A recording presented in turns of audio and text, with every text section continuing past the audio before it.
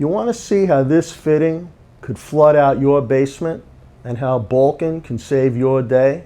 Watch this video.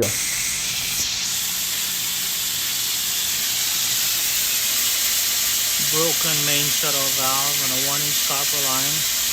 Not able to shut the water off.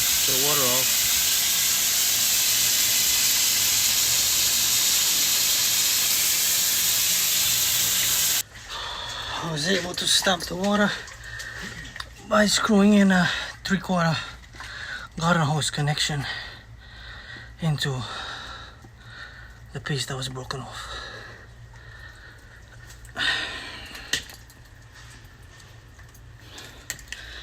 Main shut-off valve needs to get replaced.